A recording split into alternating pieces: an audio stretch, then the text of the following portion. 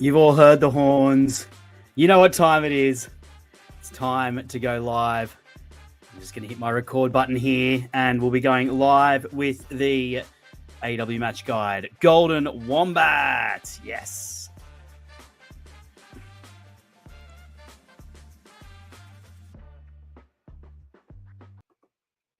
Hello and welcome to this special broadcast. A special shout out to anyone who is joining me live on the stream. Very exciting day. I am hosting the Golden Wombats, the prestigious, the one and only AEW match guide, Golden Wombats. I'll just get up for those who are joining me. Shout outs to Dale M in the stream. It's 3 a.m. where he is. Gosh, that is an early start, Dale. It's 10 p.m. where I am, so it is going quite well. I've just flicked on the camera. Look, thoughts and prayers for my technology. This computer that I've got is absolutely old as hell, and I can hear the fan just working overtime at the moment. So, very quick fashion, and of course the Australian internet, not the greatest thing in the world. But we'll see how we go. We're here with a live stream, and it's going to be fun.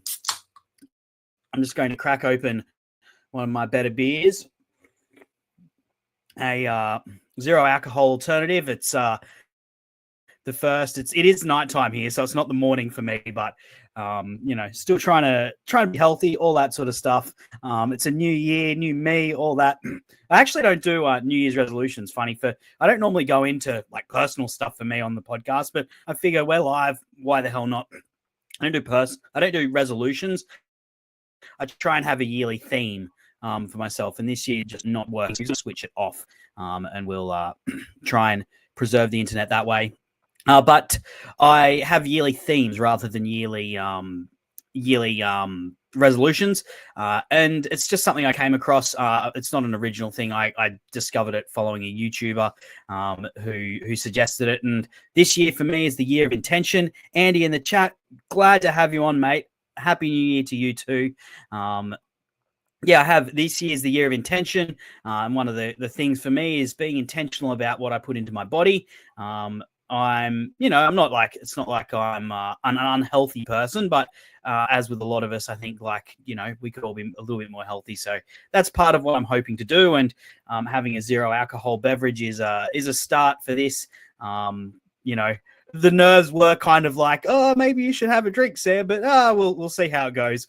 We'll find out what happens. If this all goes belly up, who knows what you'll see me doing tomorrow night. So, but look, thanks again for joining me. Oh man, there's so many people jumping in the chat. Thank you to everyone who's popping in saying Happy New Year to everyone else. Pop in the chat what you're looking to do and what you're looking forward to in 2025, because this has been an incredible time for me relaunching this podcast. I've been so excited and so happy with the feedback I've got. I know that certain podcast episodes I've got feedback in the back channels from various places high up in AEW, and in some cases the wrestlers themselves, which is beyond overwhelming to hear back. It's been an absolute honor and privilege to jump in and dive into the AEW match guide again.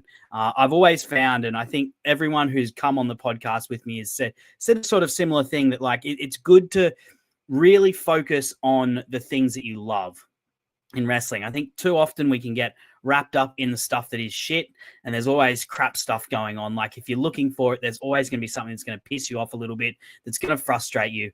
And we're going to talk a bit about that in this thing, because we've got a few things. The Wet Fart of the Year award for 2024 is a hotly contested thing by some people who should not be hotly contesting for that. But coming on the match guide, getting to focus on that and doing it, releasing a podcast every fortnight with it has been fantastic. And the guests I've had on, I've got Andy, got Gareth, both of those guys have been on. And yeah, it's been absolutely so much fun, and I think is good. I hope it's good for your fandom as well. You guys who listen in, who give me feedback. I hope that you guys are getting a bit out of it as well, and getting a chance to do the same thing. Like maybe you watch along with, maybe you watch the matches that I review. I hope you do. Apparently they're now on Max. I've been able to watch them all the time because I've got AEW Plus through Triller, because I live in Australia. We don't have the sort of insanity. But I saw a tweet just before I went live that apparently the whole AEW back catalog's up on Max. So, what a great thing to do if you've got some time. Go back and watch some of those amazing matches that we've reviewed on the match guide, and listen to the match guides, and then come back and give me some feedback. Look, also it's fantastic being on the Social Suplex. This is probably like one of the best weeks we've ever had on the Social Suplex. In the presenters chat, everyone's just cracking champagne, and not just because it's New Year's Eve, of course. Like earlier this week, just a couple of days ago, the girls from Tunnel Talk had the freaking Young Bucks on. That's insane. And they got to ask them about, taking their vests off and having bare chests. I mean, come on. Absolutely wild that kind of stuff is happening on the network. And of course, the FOH, the FOH draft, apparently that's breaking all their records that they've had. If you haven't listened to the FOH draft, it's something that Keeping It Strong Style and the guys at One Nation Radio do every year. They take the business to task and tell things to get the fuck out of here. It's the only paid content we do here on the Social Suplex podcast network. That's not true, actually. The Kiss Boys have got a Patreon now, but it's one of the rare bits of things that we make people pay for, and well worth the $5. I think you can even pay less if you're a bit stingy and if you're a bit of a scab, but pay them 10, pay them 15, pay them $50, man. They deserve it. But yeah, it's absolutely it's been a massive week, and I am happy to continue it with the prestigious Golden Wombats. So I'm just going to quickly look at the chat. We've got Andy, we're going to regain the Border Gavaskar trophy in Sydney for our New Year's Eve in Australia. Heck yes. It's looking that way. Look, I'm never going to count my chickens before they hatch with Australian cricket these days. It's not the early 2000s anymore like I used to. I grew up believing and knowing that Australia would always win. Australia sometimes finds a way to lose these things, particularly against a team like India. But hopefully the Border Gavaskar trophy is coming our way. Dale says 2025, let's carbs, more New Japan. Dale, that is, both of those things are wise. I haven't watched New Japan forever. I think the last thing I watched in New Japan was probably the last Osprey match when they did that, the War Games match. And it was a good match. It was mixed. I'm not here to review that, but I think that was the last thing. And I put on, after listening to the Keeping It Strong Style Wrestle Kingdom preview show, I put on the tag match that they suggested, the final tag match, the go home tag match for the Road to Tokyo Dome. And man, it was like putting on a pair of old boots. It was so good to be back in Korakuen Hall. These blokes in the ring, 4 blokes just going at it hard, selling, no selling, the timing of everything perfect, the way that it's staged, incredible. That match was so fun. And I came away, and I came away also, Dale, thinking more New Japan Pro Wrestling. And look, if Kenny Omega and the Young Bucks are unhappy in AEW, as sort of rumors seem to be going around the traps a little bit that they are, maybe not super happy with their presentation, et cetera, and they've decided that they want to spend more time in Japan. Bloody hell, that's an enticing proposition to me. That was a great. If you haven't watched that, it probably goes for about 25 minutes, half an hour if you include all the entrances and everything, and just like a great palate whetter. And it's like similar enough that if you haven't watched since Wrestle Kingdom last year, like similar to me, right? It's similar enough that everything feels comfortable and you're not feeling like you're taking too much of a big jump in, but it gives you, at the same time, it gives you a bit of a lay of the land. Like things have changed a bit. The main event is Zack Sabre Jr. versus Shota Umino. Those guys were not in main event contention this time last year. And, on the other side, you've got Ishii, who, of course, we all know and love. But then Rohei Oya. Oh, God, I've definitely pronounced that wrong. But, that's someone who I'm very unfamiliar with, but really impressive at the same time. And I know the Kiss Boys, they've got big raps on him. So, definitely worth doing. Less carbs, more New Japan can definitely say that. So if anyone else wants to drop things in the chat, I will do so. We're going to get into the AEW match guide shortly, but before we do, I do want to just plug a couple of things. The Discord, we just hit 400 users of the Social Suplex Discord. If you are not a member of the Social Suplex Discord, it's well worth jumping in. If you find that social media in other places is like a little bit more toxic, not a great place to be, not somewhere that you find, excitement in, and that kind of bolsters up your wrestling fandom, then the Social Suplex Discord is the perfect place to go. We've got, really good members there. The trolling is like all in good spirits, like it's the closest thing I can compare it to is like a great forum from the 2000s, like a great forum. And, the Gen Z is out there. They're not going to have a clue what I'm talking about.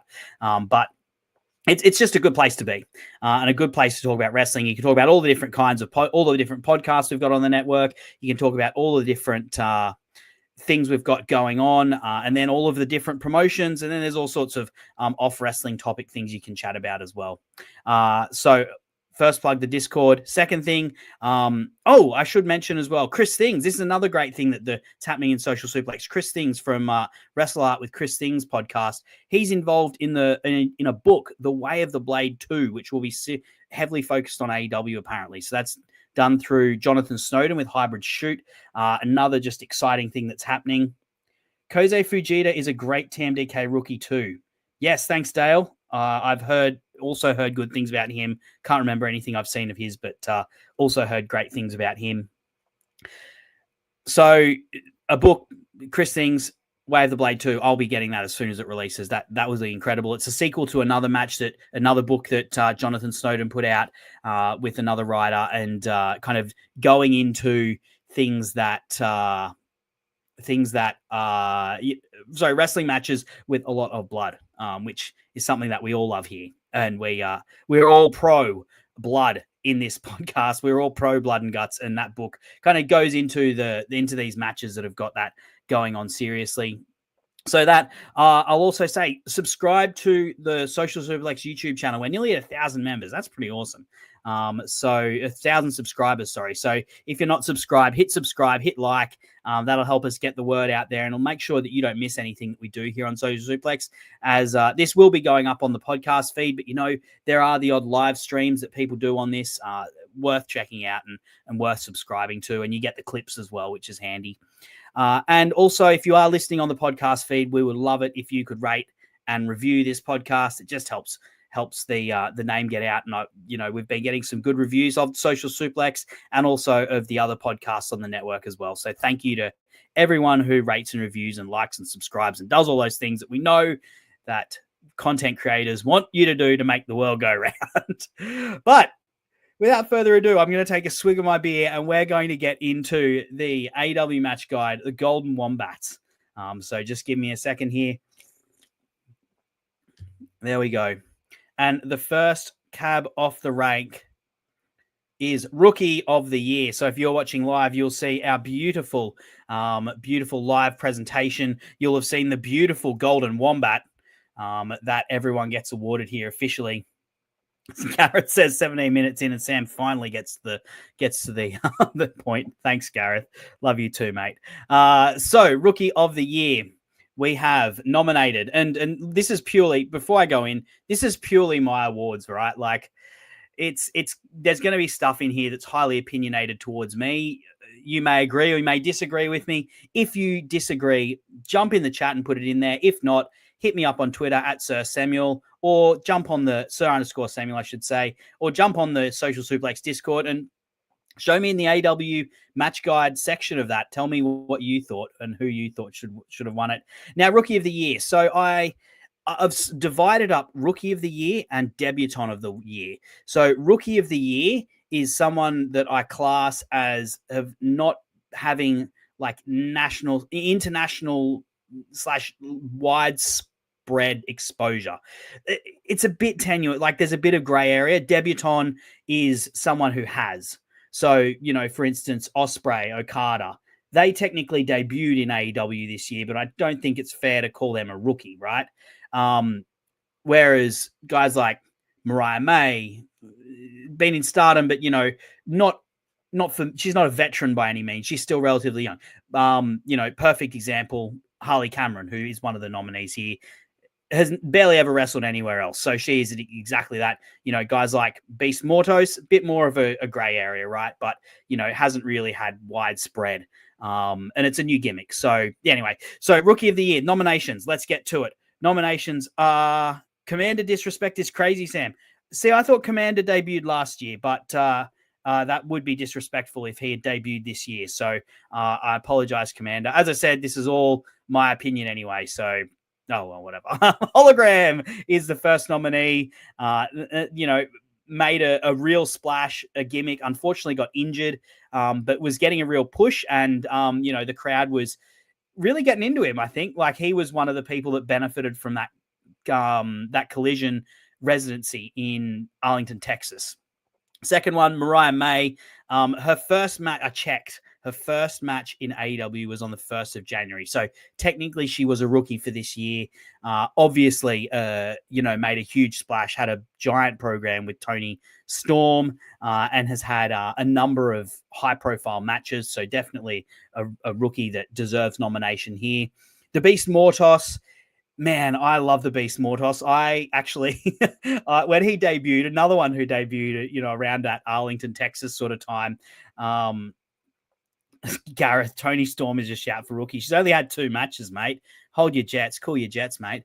Beast Mortos, I actually pitched on Twitter that he should beat Serpentico in 7-0 in a best out of 7 series, and Serpentico replied saying something to the effect of like he doesn't, why do you hate me?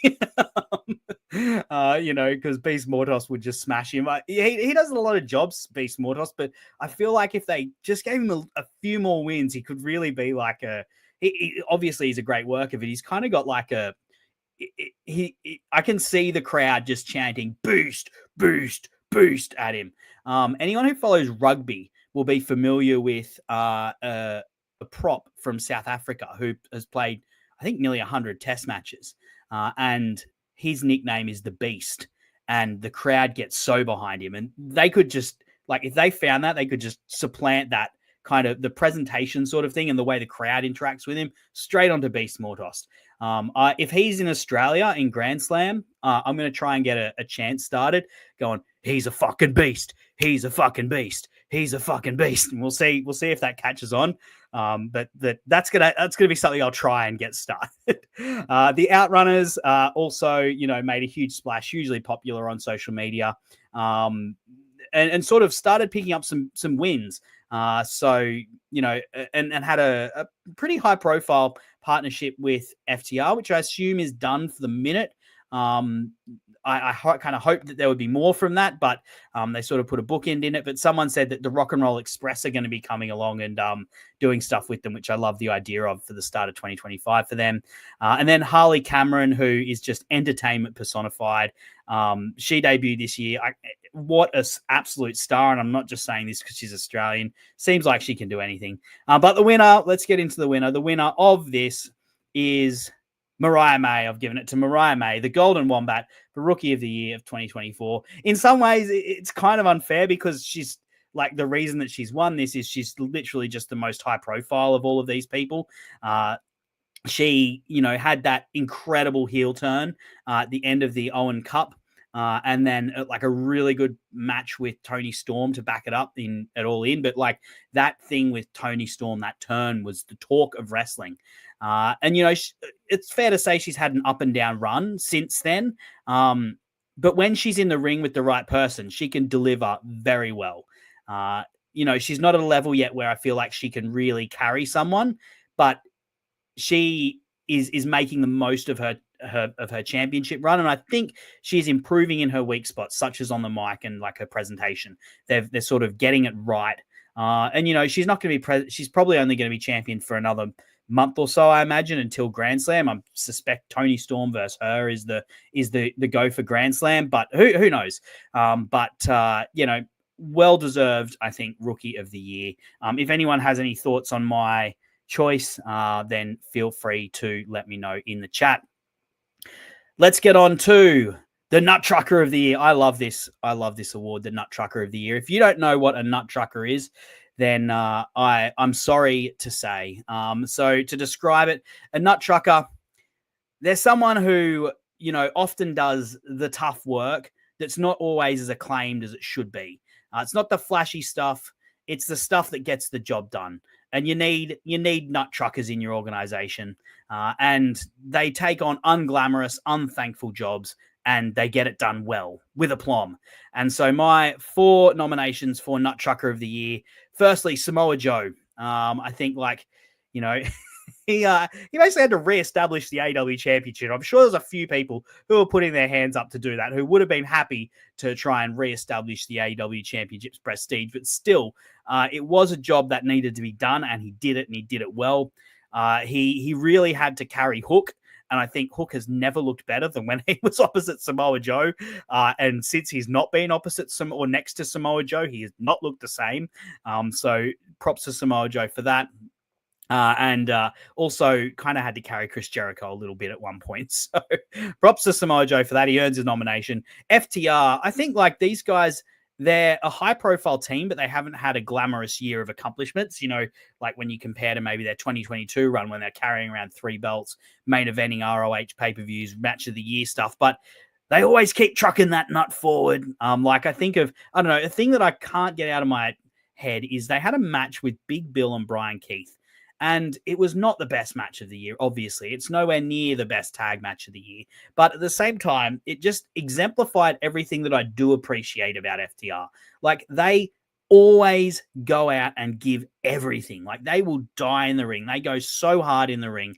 And they had, a fantastic match with these 2 guys, Big Bill and Brian Keith, who are not the greatest in the world. They're very over and very entertaining. And Brian Keith is pretty damn good. And Big Bill is pretty damn good. But FTR, they just elevated these guys and turned this match into something that I was on the edge of my seat for. And, I also think they had a really good match with the Acclaim during the residency. The ladder match with the Bucks, of course. And then they also had that steel cage match with Garcia against House of Black earlier this year. I really like that. These guys, it's like they forgot that, Collision is the B. They didn't know, no one told them that Collision's the B show now. They're still acting like it's 2023 and Collision's is a 1B show, it's not a secondary show. And they, are happy to always give their all in that. So they get an award for Nut Trucker of the Year. Darby Allin, God, man, this guy, is the fullback that runs back at the biggest guys on the opposition team, full pelt, and never slows down and throws his head at them.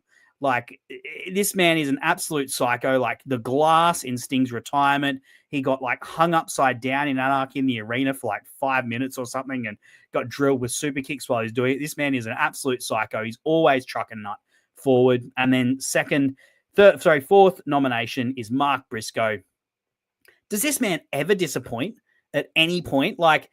Put a microphone in front of him for a promo, backstage, whatever. There's a new, we've got these 3 guys randomly put together. I'm going to carry this just with my pure energy and my pure charisma, and I'm going to create a brand new stable out of no more than my words. And has a ton of fun matches as well. And then go into the C2. This man is AEW C2's version of Ishii in the G1, right? This guy goes out there and he gives it everything in all of his matches. Every single one of his matches is something that you want to catch in the night. So for that reason, he is my Nut Trucker of the Year. Mark Briscoe is the winner of Nut Trucker of the Year. Congratulations to Mark Briscoe. We're going to move on. We're going to kind of continue to ramp up the stakes. We're now looking at Debutant of the Year. So as I said, rookies, they're guys who've had like large scale exposure. Gareth says correct decision. Thank you, Gareth. I appreciate that. Moving on to debutant of the year, these guys who have been in other major promotions, WWE, New Japan. They're probably the two that I would class. There might be others that it would be a case by case basis basically. But when I read them out, you will understand. So I've got first up, the Hurt Syndicate, speak for themselves. They debuted at Grand Slam. MVP is immediately charismatic on the mic. They have quite a good program, a compelling program with Swerve, and they've sort of really put things on notice a little bit. Bobby Lashley hasn't had a lot to do yet, but he hasn't really needed to because Shelton Benjamin's been, pretty incredible in his own right. These guys look dangerous. They look like they, could shake things up a little bit and have a bit of an impact on the division, and their placing in there has already had an effect on some characters like your Ricochets, your Swerve Strickland, your Max Casters, Leo Rush, I think of others as well. So their nominee, obviously Ricochet, also came in towards the end of the year, bit up and down, like not people weren't writing tickets on him straight away, but I think he's finding his groove. And he has had some decent stuff, particularly in the C2. Will Ospreay, oh boy. What hasn't Will Ospreay done this year? Like him, no surprises. He is one of the nominees for Wrestler of the Year. So I'm not going to go too much into it, but, talk about taking AEW by storm. Like from the second that and I know he's been in the company before, but I'm talking about as like a full-time performer coming in, it immediately has an impact, is immediately over with the crowds, is immediately cutting promos at a level that I don't think anyone really expected. And of course, the matches are incredible as well. Next one, Kazuchika Okada, similar, massive level superstar, came in about the same time as Okada. As Ospreay, and has had an impact, has held the continental belt all years, had great matches as well, and been part of the Elite story, which is a bit hit or miss. You can count that against him, I guess, a little bit. Some people don't love his presentation. I think they've allowed him to goof around a little bit, have a bit more character. I don't know. I find myself going back and forth on it all the time, so I don't really know where I sit with that, to be honest. And then fifth, and most obviously the fifth one, is Mercedes Moné, is the other debutant. Similar to Okada, I think has been up and down a little bit, struggled to find her pace, but at the same time, like, you can't argue against some of the results. I think of the matches with Willow Nightingale, the most recent two matches with Chris Statlander, the matches some other places as well have been very good. But I think it's pretty obvious. I'm not going to spend too much time. The debutant of the year is Will Ospreay. Like, is there even any competition? Like, Okada and Monet have been good. Hurt Syndicate and Ricochet have not been around long enough. Will Ospreay has been out of this world this year. He is one of the best. He is definitely one of the best wrestlers in the world, and has immediately made an impact in AEW, and is one of the highlights of every single show that he's on, whether he's on the mic or in the ring. So, debutant of the year. Now, Goober of the year. This is a bit more of a fun one, I think. This is another fun one. So, the Goober of the year. There's so many in AEW in 2024. There's a lot of Goobers of the year, I think, in AEW. So it was almost hard to narrow this down, to be honest. But we'll start off with the apples, the branches to the tree that is Chris Jericho, Big Bill, and Brian Keith. Pure cheese. Brian Keith has been fun. And so Big Bill particularly has been fun. It looked like there was a moment there they were going to actually do something with him and Jericho, but I don't know. It seems like they've skimmed over that. But those guys are always fun. They're perfect examples of great goobers. Harley Cameron, I've got the photo up there of her being Harley Graham. Like, she is a pure goober, absolute delight. Always happy to stooge, always happy to make fun of herself. Like, genuinely a funny person, genuinely a humorous person, and has really fun comedic timing. And yeah, as I said, not afraid to, really, really make a stooge of herself. And really make a fool of herself and sell in the ring. which is great at this stage in her career. Like, she's just learning. Maybe she will be something more one day. Who knows? But right now, for where she's at in her career, absolutely amazing. You know, like I saw her doing like a guitar thing, the 6 days of Harley Cameron or something. Incredible. The Outcasts, of course, they're goobers. Like, the Outrunners. They're pure goober, right? Like the pastiche and everything. The energy, it's pure cheese, and cheese and ham and everything good. Like, that's they're another person. I've got Tony Khan as Goober of the Year for when he appeared with his little his neck brace. He got punked out by Jack Perry and the Young Bucks, and then he was on TV with a neck brace. He lost control of AEW for a week, looking very much like the Goober. And then we've got Luther the Butler carrying Tony Storm around and generally stooging it up for Tony Storm. And then lastly, I've got this was a short-lived thing, and thank God it was a short-lived thing, but the AEW Defense Squadron, I called them, the geeks that were standing outside of Dynamite that time where they were waiting for the Death Riders to show up, personified by John Silver with his nunchucks. Absolute goobers. So as you can see here, Goober can be a positive or negative thing depending how it's applied. I think Gareth says Big Bill. Sorry to disappoint you, Gareth. It's Harley Cameron. Jeez, man. She is pure comedy. She is pure cheese. As I said, she's never afraid to figuratively show ass in the ring, and is up for anything. I think as amplified, just exemplified most by when she was doing the Harley Grand thing. She committed it to it so hard, talking like a robot, and then pulls it off. No, everyone else is saying, "We know it's you." Then pulls it off and acts like, "I tricked you all. It was me all along." Incredible.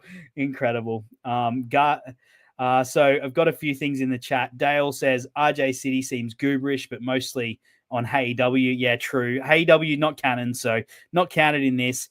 Gareth says I wasn't at the Cardiff, and it shows. I wish I was at Cardiff. That was an incredible thing, and it will show when I get to the next section, actually, for the promos of the year. That was a great show, the Cardiff show.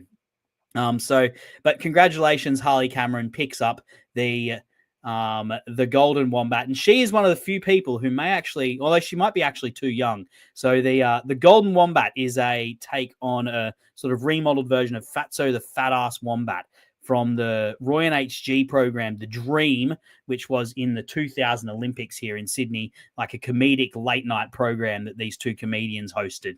And they had Fatso the Fat Ass Wombat as the alternative mascot for the 2000 Sydney Olympics. And I've sort of retooled him for this. Harley Cameron may do that, although, as I said, given that she is young, she is Australian, but given that she's young, she may well be too young to remember the 2000 Olympics. Anyway, moving on, promo of the year. If you look at this, you'll get a pretty quick idea of when I enjoyed AEW the most this year, because it all comes, except for one of them, it all comes from a pretty limited time span and a pretty straightforward, a pretty set build to a certain pay-per-view and a certain time of the year. So I'll run through the nominees for promo of the year I've got there. The first one is Eddie Kingston and Bryan Danielson's post-match promo at Revolution. I just thought this was, I recently recorded a match guide that will go up at the end of January, so I won't go too much into it. I did it with Joseph Montesilio, and we went in depth on the match that that Eddie and Danielson had at Revolution. And the post-match afterwards, it's just so real, so wholesome, and speaks deeply about each of their characters, like who each of them are, what they value, and where they're at in their careers. So that was incredible. Danielson's go home promo to Cardiff, Gareth. I've got that written down on my notes, but I didn't have a picture up for it. Anyway, so I've got I'll get into that. I've got notes on it though. So we've got Will Ospreay and MJF. They're all in go home promo. Look, as much as this is as much a crowd thing as anything, I watched the promo again today before deciding who won. And look, the MJF stuff's okay, but it was when Will Ospreay got on. How crazy is that? That it's like, oh, the MJF stuff was good, but it was when Will Ospreay got on the mic that like he gave me goosebumps when he said, what can't be written is how people feel. You've never inspired a single person to do this. You want to know who the hell I am? Go all over Europe, ask them who the best wrestler in the world is right now. They will say Ospreay. Go to Australia and New Zealand. They will say Ospreay. Go to Japan, Ospreay. Go to America. Go to your home state. They will say Ospreay. Go up and down this country. They will say Ospreay. And man, that just made that verbiage, because I've been to shows in Australia where Ospreay has given everything for like 150 people. Like this is, and so him just saying that, like, this is what I am. I live for this. I want to inspire people, and I will do everything for this. That hair standing on end sort of stuff. And I did have Swerve versus Danielson. For whatever reason, I haven't put a picture of them up there, but like once again, like it could have been a crowd thing. Swerve, man, he did so well in this. He comes out, runs down the people he beat, like he intimidates everyone. He turns like the podcast interviews that Danielson was doing that I hated. He turns them on Danielson. He says they're like a slap in the face to him. And he says, like, no matter where you go, once I've beaten you, I'll find you and I'll be there to beat you up again. And then Danielson comes out and he finally brought the fire. Like the build to that match, man, Swerve carried it so hard. Danielson was working against it. It was for someone who is supposedly the best wrestler of all time. Some people say, at least of his generation of the last 20 years, this man did not know how to build a program. He was like actively working against it. And it took Swerve being smart enough to spin it around to sort of make it work. But he finally brought the fire and the crowd blew up as a result. And, he's in front of my crowd. I got goosebumps watching this again too as well. In front of the crowd, in front of my peers, and in front of my family and kids. I'm going to beat you. Incredible. Lots of swearing as well, which always helps. And then we've got Hangman in the hallway from when he made his return. Just like the anger, the rage of Hangman, and then the sadness when he cuts in with I gave them 5 years and they chose him. I gave you 5 years and they chose him. And he's like, the rage and the sadness are one. Incredible promo and acting. Like, man, this man is as real as it gets, like as good as it gets when it comes to promos and feeling authentic. And you could feel the rage, you could feel the sadness, you could feel the determination and the fury, the sense of righteousness that he had in that hallway. Like it was a 2.5 minute promo. It felt like they were scared to put it on TV. And then of course, and the other Swerve and Hangman one that I've got, the All Out Go Home, where Hangman breaks into Swerve's house and burns it down. Like the verbiage in this was so well thought out. Like, and so Hangman's so condescending, and he says one line. He says, "Low ceilings." And just that one observation says so much. It says so much about what Swerve's upbringing was like. Low ceilings. And he's saying that as an insult, as an observation. Incredible. And like you see him and all you see is his face, and you don't see the jerry can. The first thing you do is you hear the jerry can. You hear like it splashing. And as soon as you hear that, like, oh, this man, this is crazy. And like we forget, there was obviously the home invasion in the lead up to the Texas death match the year before, but there was also a shot of like Swerve seeing Hangman take his pregnant wife to hospital. And like, you can see the justification happening in Hangman's thing. He is completely justified in his actions here. And he says, I wouldn't blame anyone for wondering why I'm here, but and like an underrated part of this promo as well is, and this whole piece is Swerve in the ring. Like so often in these things, like the person who's in the ring will like run backstage as if they can get there, but he knows he can't get there. And so he's just in the ring. He's watching with like rage and fury and sadness, and he's reacting in real time. Incredible, like acting, well done acting in the ring. Like could have been so easy to overdo that, but he hits the tone perfectly. And then the line, like, you'll be on your knees begging for mercy, but I will not give it to you. And then what happens at the end in the cage match? And then he says, but the night is long and it's time to say goodbyes, but not goodbyes from me, goodbyes from you. Saying like it's time for you to say goodbye to this house. And then he lights it on fire and, sits the mother of all images, which is still my phone home screen, him sitting in front. I think at Christmas time, the TBS did a Yule log thing of Hangman sipping whiskey in front of the burning house. Incredible. And then the sixth nominee I've got for this, his also part of the all-in build. Mariah May turns on Toni Storm. Like, this was brutal. It was shocking. It created, like, no one picked it up to happen at that moment. So everyone knew that a turn was coming at some point, but no one knew who was going to turn. Most people thought Toni Storm was turned.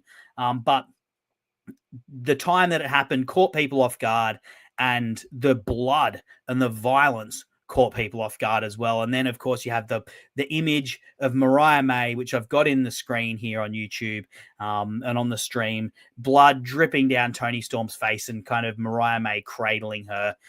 Incredible image, and like really set the world of pro wrestling discourse alight for a whole week.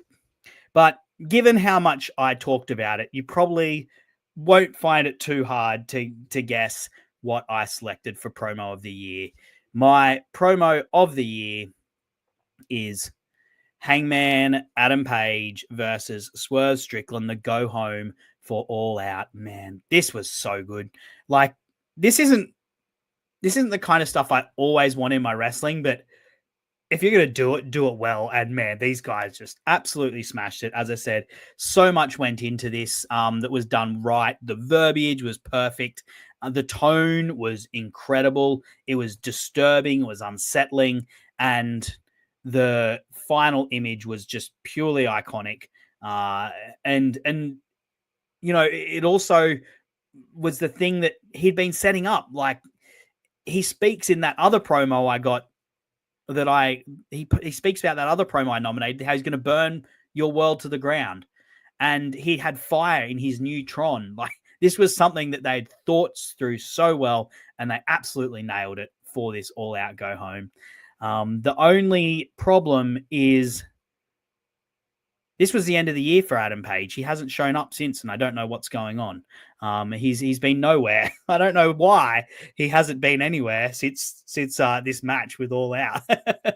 Anyway, look, we'll get into that more probably in this next segment, because the next segment is the wet fart of the year. Boy, this was a year with some wet farts. If you can't understand what the wet fart is for, well, lucky you, because you've never done one. But also, I think you'll work it out as I go through. So, my wet fart nominations for the year. First one, Adam Cole and MJF and the Undisputed Kingdom. Of course, the Undisputed Kingdom is revealed as the Devils at World's End 2024, and then they come out early 2025, and Adam Cole is still injured, so he can't do anything. So Wardlow's going to go is in his space, but only Adam Cole, and Wardlow's going to win the World Championship, then gift it to Adam Cole. Not really sure how that's going to happen. But then he disappears. He goes, what's going on? And then you've got and then JF comes back and immediately destroys Adam Cole. So of course that's right. You'd think so. No one was enjoying it at this point. Like, the story was a mess. MJF is getting booed now. He's a heel, but Adam Cole was the one that turned on him. So maybe let's just forget that it all happened. No, Adam Cole returns had an off ramp to this, right? Like, oh man, and everything that has happened has happened. Like, this was an absolute abysmal failure from start to finish. And by the time we got to the worst thing about it was by the time we got to 2024, we already knew that this program was a failure, and it continued on. Let's continue on with my nominations. The second nomination, the Elite story, the Bucks' new gimmick, and the airing, particularly the airing of the CM Punk footage. This started so well. Like, the Sting program was incredible. That's one of my matches of the year. It's a consensus pick for match of the year and moment of the year. The Young Bucks, like, doing the job and doing this right for him. But then it just went completely off the rails. There's so much stuff that goes into it as well. Like, the storyline, it seemed like they were setting up this takeover of the Elite takeover, but then they took over, but Tony Khan just immediately got power back. And apparently there was like, and look, I don't know how much of this is just a rumor, but apparently Tony Khan was, and I hope I'm not the first person to say this on Main, and I've like pulled it out of somewhere that I'm not meant to be explained. But anyway, look, whatever. Apparently Tony Khan didn't want people to think that the Young Bucks were in charge. He wanted people to know that he was the one that was booking the program. And so he pulled the teeth out of this story. Like, the story was, they went into these Anarchy in the Arena and blood and guts matches, which like ultimately meant nothing. They were just violence for violence sake because they weren't fighting for anything. Like, there was this supposed fight for the heart of AEW. What that actually meant is completely ethereal. And then like, the Young Bucks were not on screen for regularly because they've, fair enough, they've signed per date contracts and have limited dates, and they used them all up. And yeah, like, this was a program that should have been something incredible. It started so well, but then there was the tournament, which wasn't great, and particularly of a program.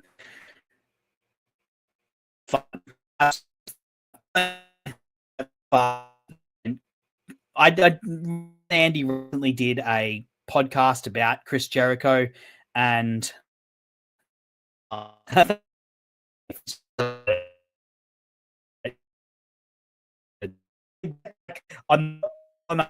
don't have any direct sources or anything, but I know people who do have direct sources, and sometimes just through chatting to them, stuff comes out, and then I say stuff, and I don't think I've ever got anyone in trouble. In fact, I know I have never got anyone into trouble, but I live in fear of doing that because I like my friends, and I don't want them to get in trouble. So thank you, Dale. I appreciate that. The learning tree of Chris Jericho, man. Like, I did my most recent match guide review was about Chris Jericho and Bryan Danielson. I don't think I was harsh enough on him. Chris Jericho is hanging on right now. Like, I think it was because I was focusing on him in 2022 when he was still objectively good. In 2024, he is objectively bad most of the time. He has some flash. He's a great, he is an all-time great professional wrestler. So he still has good nights occasionally, but more often than not, he has bad nights, and he's actively he's an active negative. And the thing with the TV in AEW is they've got such a big roster that TV is a privileged position, and Chris Jericho gets it every single week, and just about every single week. And that is a spot that he is given over the top of someone else. And I think it's not that Chris Jericho, he's actively bad right now on TV, particularly given where AEW is at. And he's taking up a spot that should be given to someone who deserves more time. Like, he has had more promo time than Hangman Adam Page this year. That is a disgrace. Even when they've been around, like, if you compared time when they've both been around, he has had more promo time than Hangman Adam Page. That should not be the case. Absolutely not. Like, I'm not even talking about, ancillary stars, people that are like could have been or should have been. Like, Hangman Page is a main event level. He was the main event of the last pay-per-view. He main evented All Out. Like, this is a top star, and Chris Jericho gets more TV time than him because he's a narcissist and he will not hang it up. And for whatever reason, he's got the ear of Tony Khan and the trust of Tony Khan to go out there and shit the bed the way that he does so often. Wet Fart. Shit the bed, Wet Fart. That's And then the fourth one, they're the talk at the moment of the IWC and particularly AEW conversation, the Death Riders. Like, particularly with the end of World's End, it's a lot of the similar stuff to what's happening with the Young Bucks, like what happened with the Elite storyline. Like, it's this story that is about like this ethereal thing for AEW, and it's so much like fight. We're going to create change, and they're actively a detraction from what's going on. It's not clear what their motive is. The initial angle was great. Like the putting the bag on Danielson's head was fantastic, but there's not enough emotion and character in this. It seems like Darby Allin is getting set up to be the end point of it, but they haven't actually told his story. He just like throws himself in front of them. They've not focused on like the unique storyline that him and Jon Moxley have and the character interactions that they've had. Anyone who goes back and looks at my match guide episode where we talked about Darby Allin and Jon Moxley will know I love that. I love that relationship. Like, that is a relationship with so much depth, and it should mean so much, but it's not. Darby Allin is being a crash test dummy, and the Death Riders just keep riding over the top of him. And now it's becoming a thing against Edge, and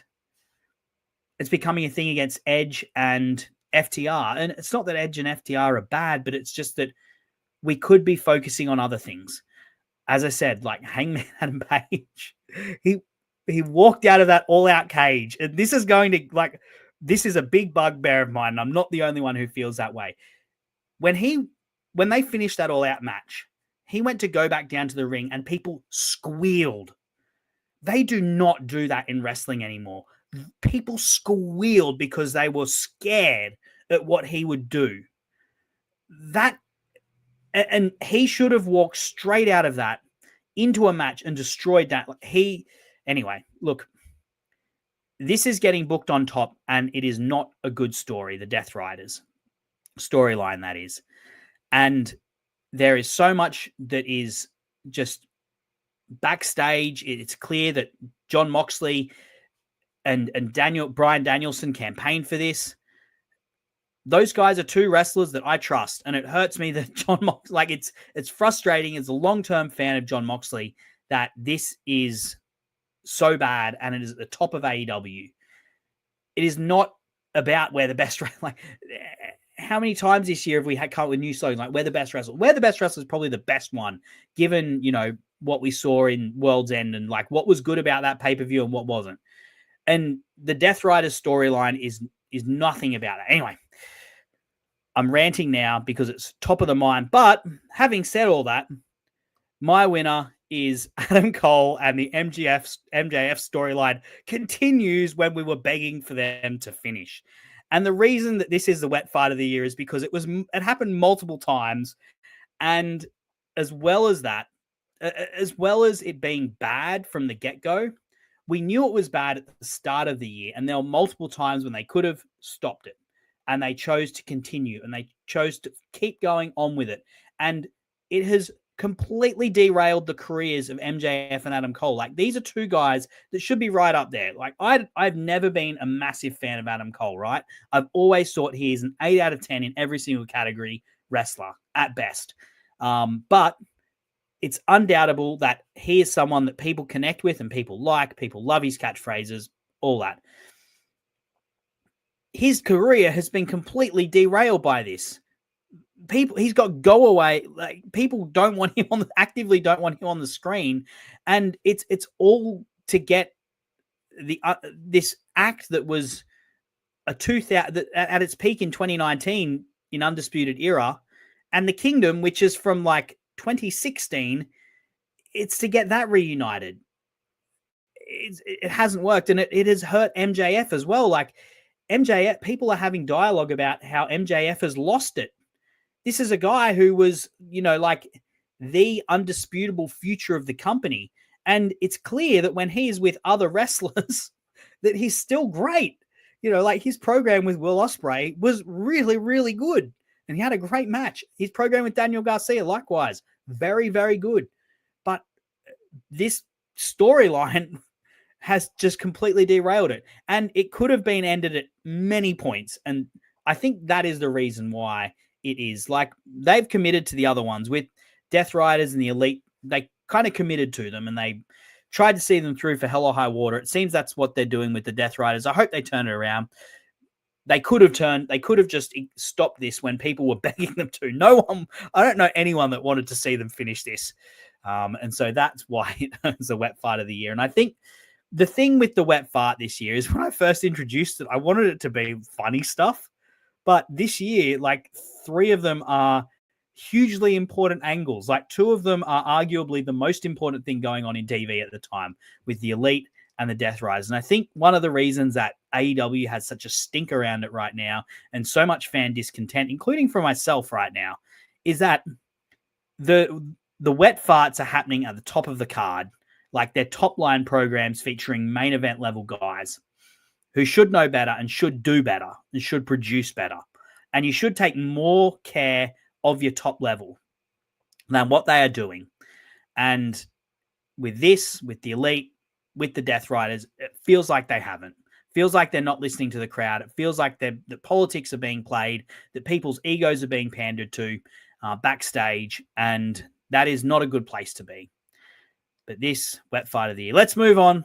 We're going to get more positive, I promise, guys. Like, as I said at the start, like I love my podcast because generally we get to focus on positive things, but I'm not above a rant every now and again. So I'm going to have a sip of my 0 alcohol beer and we'll try and move on as a group, shall we? Also, jump in the chat and tell me what you think. Dale has said he thinks Adam Cole as well. And then Gareth has said 2 months ago, I'd say there's no way the Elite failed takeover could be topped. Then came the Death Riders. Yeah. And look, the worst thing is, I promise I will get on to the next slide. The worst thing is, I love the Young Bucks. Like, I love the Elite. The Elite is what got me to AEW. Jon Moxley is my favorite wrestler of all time. Like,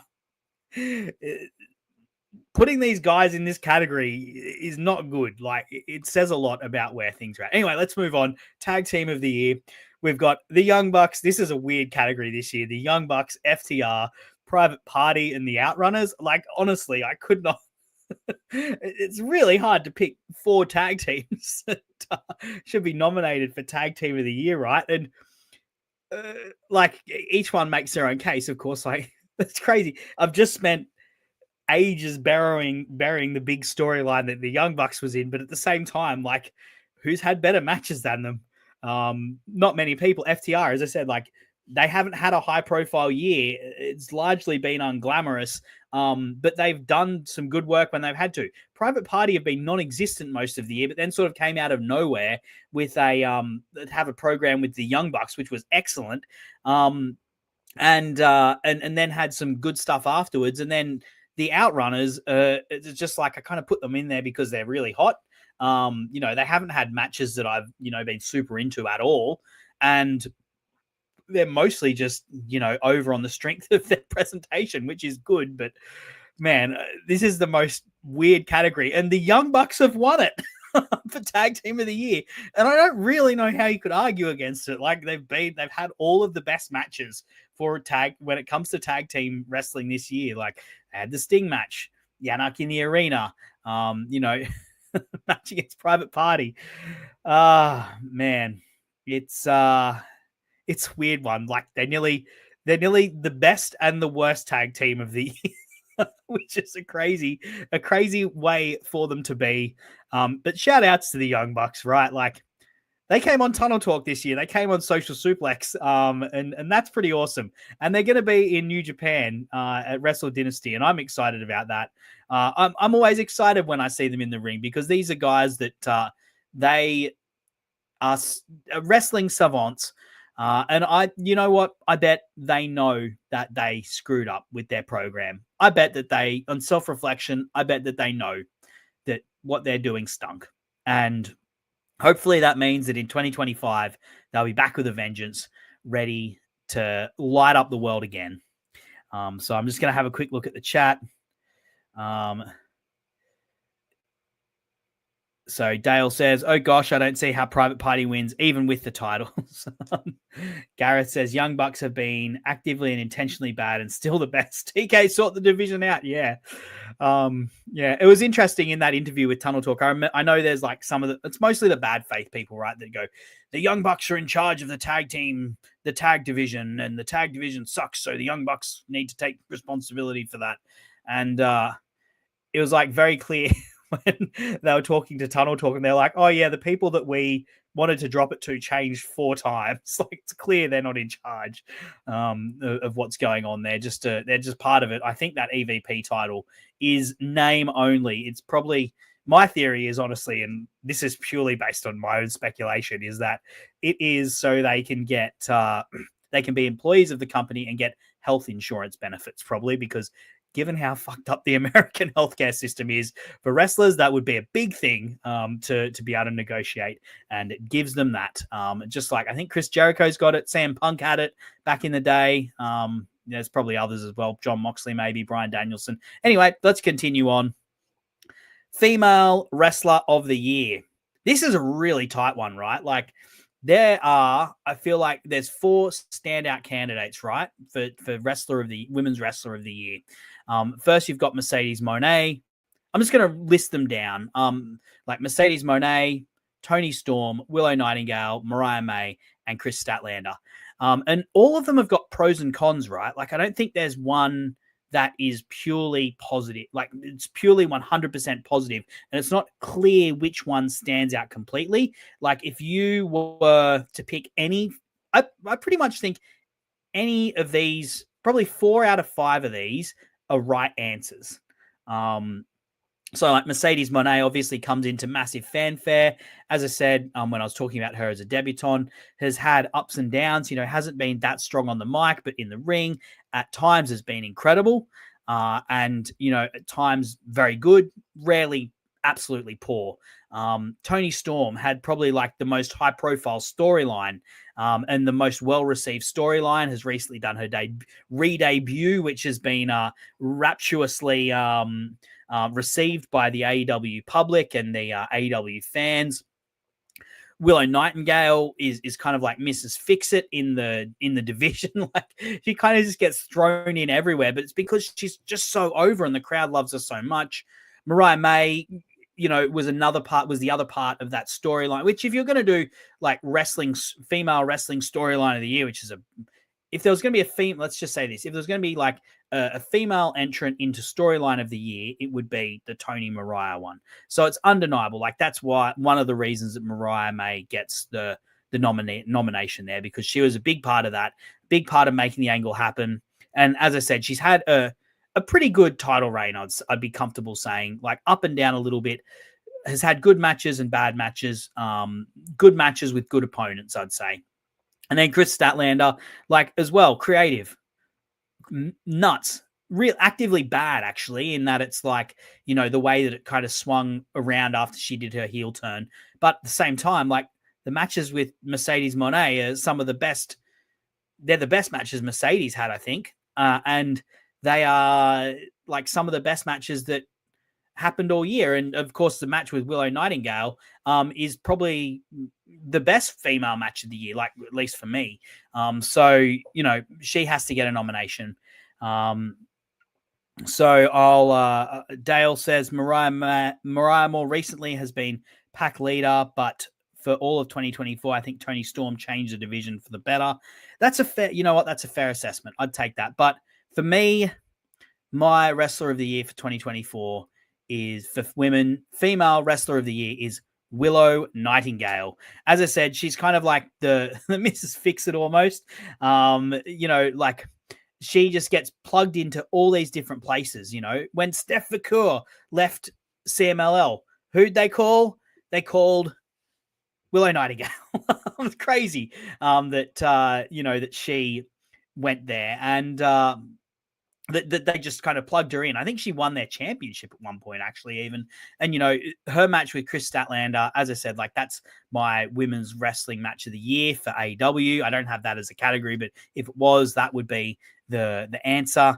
And, she had really good matches. She was probably one of Mariah May's best opponents. She had two matches with her that were very good. She had a really good match with Mercedes, and I think I hope they're setting her up to be ultimately the one that dethrones Mercedes. There could be a number of options. Like I know people have said Athena as well, but I thought the Willow sort of feud was really good, and even had a very fun match with Sky Blue, like a very fun hardcore match with Sky Blue, and no one brings the division alight like the way Willow Nightingale does. I'd say Toni Storm kind of has her own presence in her own way. Like it's a different sort of charisma and presence. But I just every time Willow hits the ring, people light up, people clap, people are excited to see her. And that continued in AEW in 2024. So she wins my female wrestler of the year as kind of mostly like an all-round award. She had the least negative points against her, I guess, compared to the other ones in there. But look, as I said, you pick Tony, you pick Mercedes, you pick Chris, you've got good arguments for each one of them. So I think it was a very hotly contested sort of competition there. Let's continue along to male wrestler of the year. You talk about hotly contested awards. Man, this is tough. I've got 4 nominees. We'll run through them. I'll name them all and then we'll run through them. It's kind of obvious 3 stand out, and I've kind of chucked one on there just for pure quality of work and probably because he's one of my special boys. So Bryan Danielson, Swerve Strickland, Will Ospreay, and Hangman Adam Page. 3 of those guys, I think, are in like a death struggle for who's going to do it. And all of them have had absolutely incredible years. Like you have to split hairs really to split them. And up until like literally until today, I was considering and reconsidering my things. Anyone who follows me on social media, on Twitter, will know that I was contemplating changing who I was going to award it to, because of the strength of performance at World's End. So Bryan Danielson, let's kind of run through each of them. Bryan Danielson, got one person saying there's only one answer here. Who is it? Tell me who you think the one answer is, because I think there's 3 answers that are all pretty right. And you can make a pretty compelling case for, like, Bryan Danielson. He had started out the year in that feud with Eddie, and also had matches with Hechicero at that point. Did stuff with the Mexican wrestlers, which was very exciting. Then had the program with Ospreay, and this will be another thing: is a lot of them is overlapping. Had the program with Ospreay, and then had the program with Swerve, and then did the stuff with Jon Moxley, which I thought was very strong until at that point. So that doesn't really count against him. And of course, the main event at All In, which of course will feature in everyone's wrestler match of the year talk, as will the match with Ospreay, as will like the match with there's a lot of overlap here. And then Swerve Strickland, you've got for him, it's almost like all round performance. He didn't have as many great matches, but I don't know. For me, I would argue he has like the most high points, particularly like the stretch between Forbidden Door, All In, All Out, where he was champion and just like in the form of his life, just running so hot. It was so good in every single way, like in every minute detail of his presentation, in ring, on promo, on the mic, in interviews, in like going into Bob and Jerry's morning TV show. He just was so dialed in at that point. Will Ospreay, I kind of went over in Debutant of the Year. He has just been an absolute machine this whole year, having, his matches with Danielson, his match with Swerve. Then he's added a string to his bow with his promo stuff. And then it was the program with Fletcher, which I think no one really saw coming was going to be so great. And then it was incredible. And then the C2, which of course we should all have been ready for because we've known what he's like in G1s. And then the performance at World's End, which was like just back-to-back matches that were at such a high level and telling such a good story. And then I've put we've said Ospreay. Gareth says, I'll still go Danielson. He had Ospreay and Swerve's best matches, but it's close to Ospreay after World's End. And then my 4th one, Hangman Adam Page. As I said, like strength of performance at his peak. Like the start of the year, it's easy to forget. The start of the year, him and Swerve had some really great back and forth as well around that when they had the rankings. They had that draw, and then they were part of the triple threat with Samoa Joe, which I thought was very good. And that was largely centered around them. They had a lot of great interactions. And then, him and Swerve just carried the blood and guts match and were just so compelling in every single interaction they had. And, Hangman also had great matches with Danielson, great matches with Darby, and Will Ospreay also had great matches with Darby. There's a lot of crossover here, right? And then, of course, it all peaking with the All Out for Hangman. And, it has been sort of limited return since then. And, some people aren't in love with what he's doing as a character. Some people have suggested he's even, a bit checked out as a character. And, not, he's just sort of punching the clock. And, in some ways I don't blame him, given the strength of his performance at one point. And then it was like, oh no, we're very happy with what you've done now. Here's your program with Jeff Jarrett, and, you can lose to Jay White twice.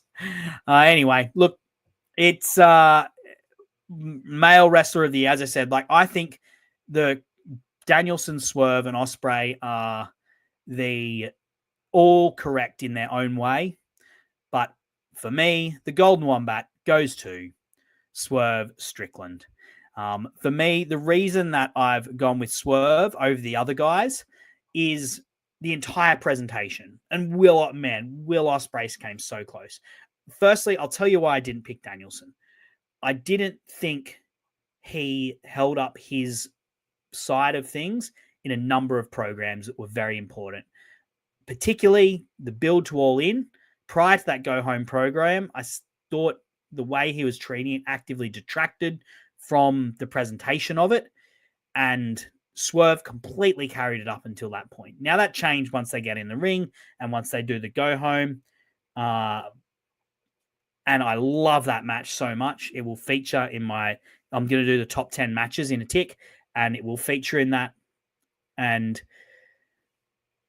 I also didn't like the stuff around him, the title after All In and after All Out, it's strangled by Moxley. And then there was the stuff to get him to have a match with Nigel. And then they kind of screwed over Darby a little bit in that. And it was very hit or miss. And he wasn't on TV all the time. And then, the match with Moxley happens. And that was not strong. And as I said, we're splitting hairs here. This is an incredibly tough one. And I think even though, like, in the ring, nailed it every single time this year, Bryan Danielson, because of that, sorry, can't be my wrestler of the year. So then it came down to Swerve and Ospreay, and man, it was close. And I think I went with Swerve because of the All In, the way he carried the All In and All Out. Like that trio of Forbidden Door, All In, All Out, that is the peak of my fandom this year. Is like, you looked at the promos that I had, they're all in that span, except for one of them. They were all in that span. That was the peak of my fandom of AEW. And of course, Will Ospreay was a part this year. And of course, Will Ospreay was a part of that. But the biggest part of it was Swerve Strickland, who was inch perfect in every single part of his presentation, particularly in that moment. Of course, he didn't have as strong of a back of the year, and my God, Will Ospreay came close, particularly with how good he was at World's End. Like, I was thinking about this so hard, and yeah, look, it was mighty close, and so I had. Gareth says the Jack Perry stuff. I forgot about the Jack Perry stuff, Gareth, but that's another reason Danielson doesn't win. Yeah, as I said, it was mighty close. But I've gone with Swerve Strickland because I thought he was undeniable in those moments.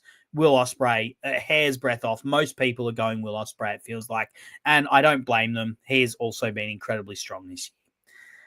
Moving along, we have got the match of the year. Before we get to match of the year, though, I'm just going to switch to my camera and hopefully it doesn't crash everything. I wanted to plug the Chop Tees AEW merch lines. So I am wearing right now the Match Guide shirt. My shirt. It's got the logo for the Match Guide on the front. Of course, you've got, this is a tribute to the EVPs. The logo is, we've got the sunglasses, Young Bucks in the Lakers colors, and then we've got Cody's cigar over here.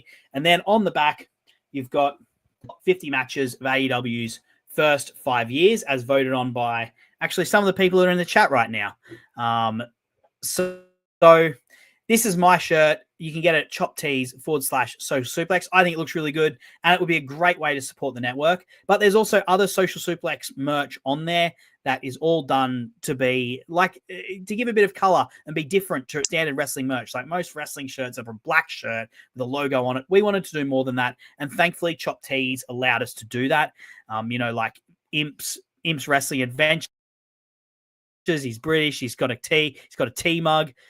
Tunnel Talk, they've got the drink container, they've got the Snuggies, One Nation Radio, they've got the Dream Team style shirts that, it's all fantastic. Go on, check it out, Tees. It's a great site. They do merch for other people like Post Wrestling, WrestleNomics, Grapple, guys that I really respect. Poison Rana, others as well.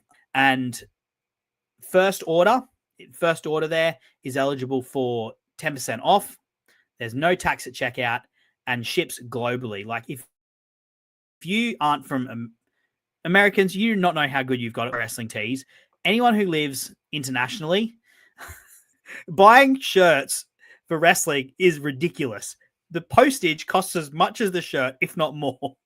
And so Chop Tees just wrapping it all up in one thing. I think it's really well done.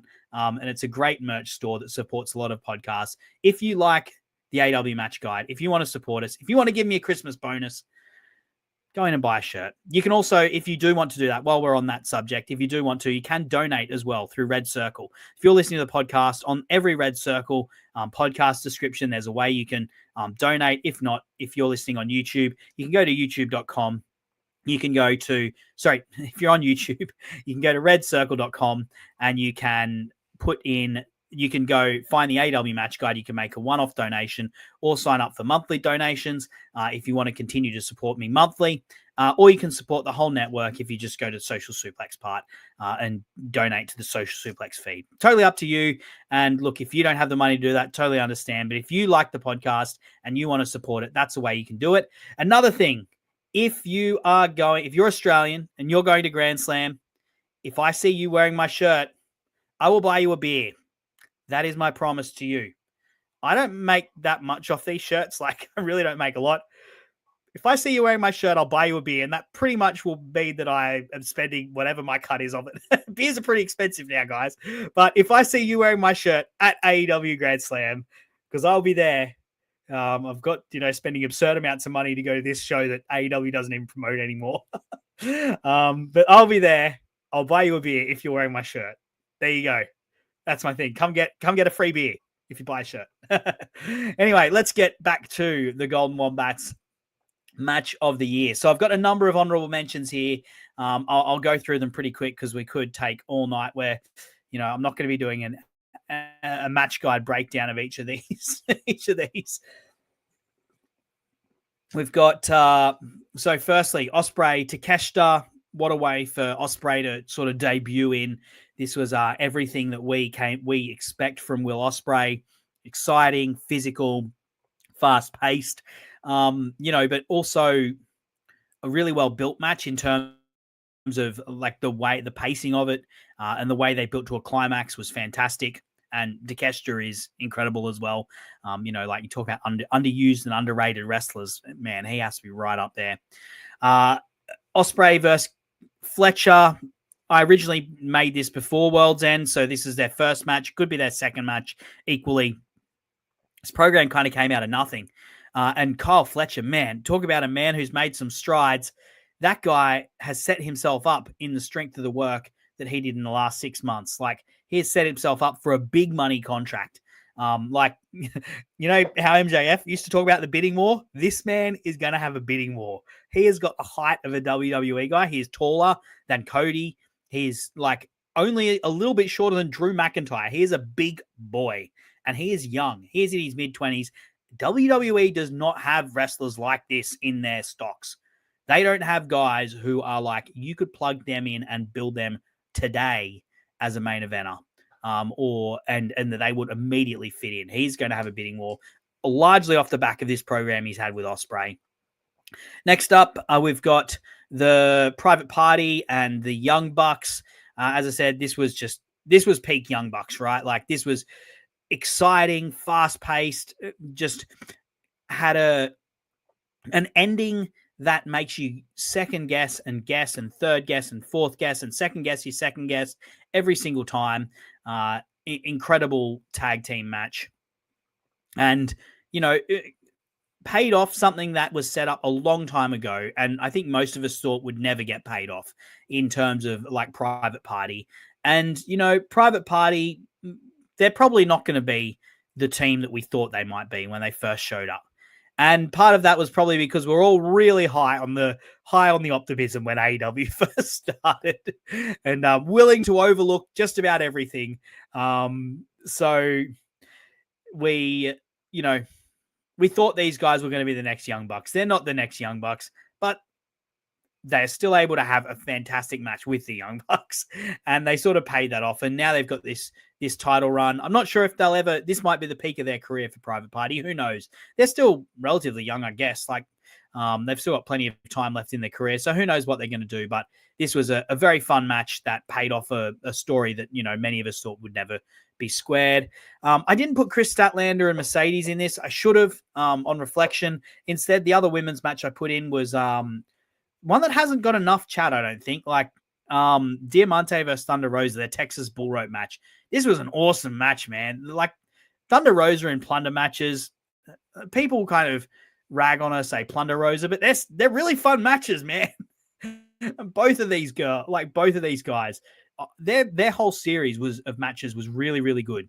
And not, did I say Diamante? I meant Deonna Purrazzo. God.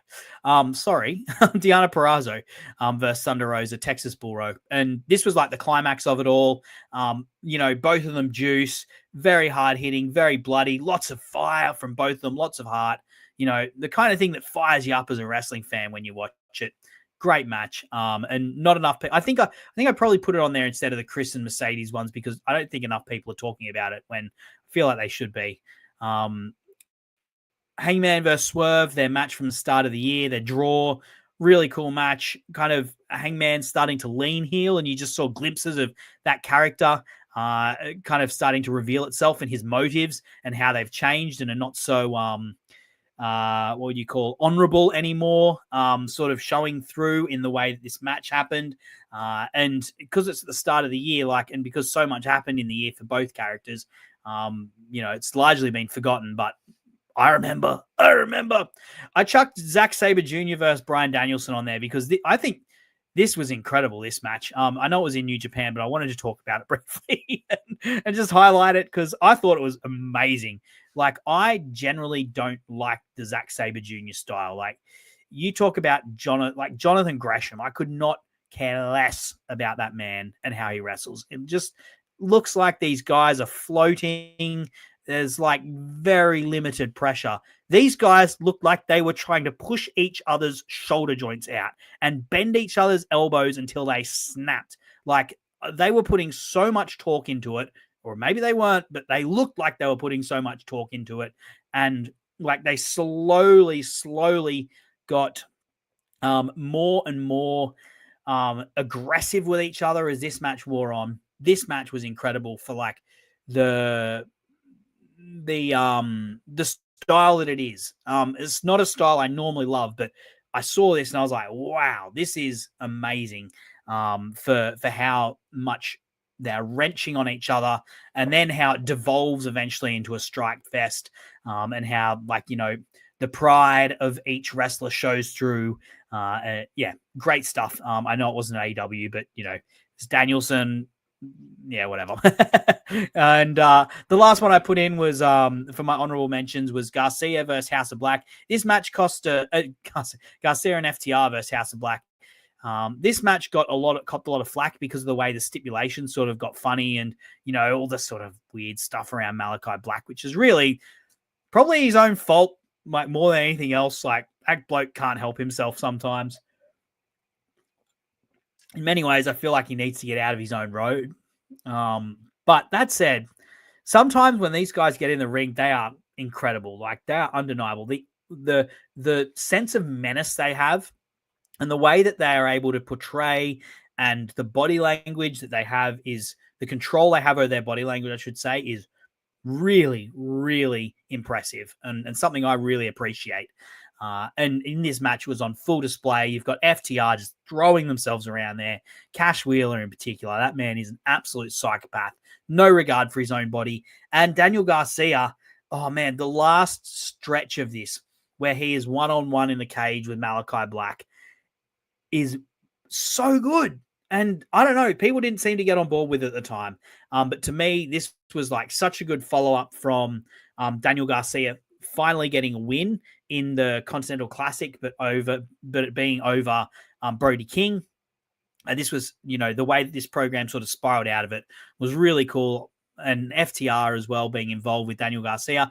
I kind of like that pairing. I know that traditionally Garcia is with Matt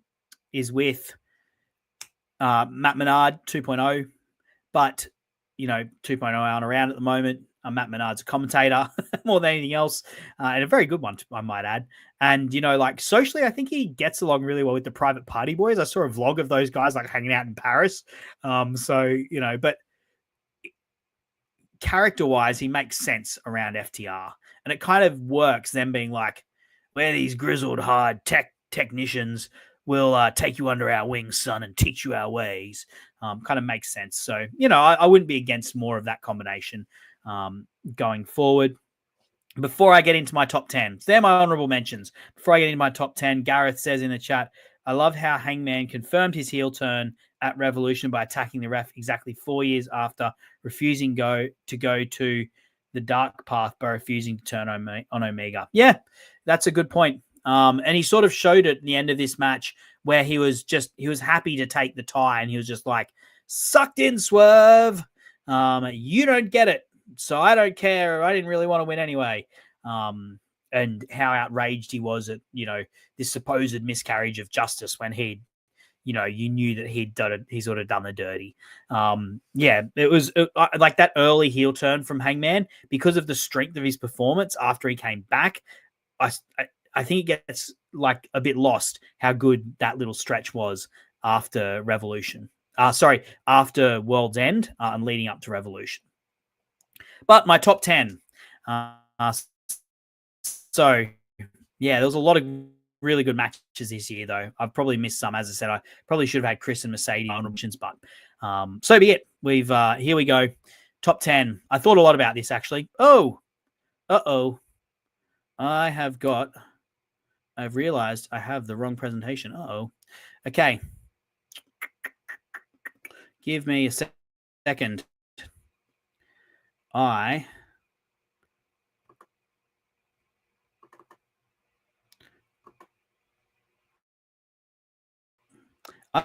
need to edit this part out of the podcast. Okay. I had an older version of this. That version of this that I did pre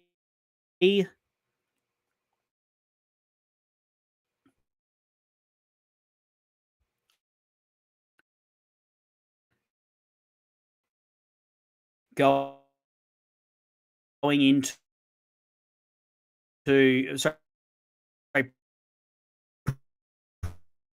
pre-World's End match of the year was, and who you think mine will be. I'm curious who you think mine will be. Those of you particularly who know my tastes. In fact, I think some of you I may even talk to about this, so you may already know who. Gosh, that's a live show no there, isn't it? Gosh, what a stinker by me.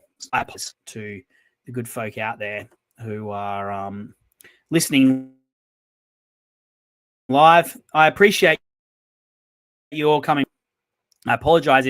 My webcam is stuffing up. As I said before, my technology and the internet is not the greatest. And we're doing what we can. We're sort of going with what this presentation. In case you didn't recognize here, I'm kind of sweating bullets. I apologize that this has sort of gone on. I'm curious what you guys think, though. Firstly, what your match of the year was.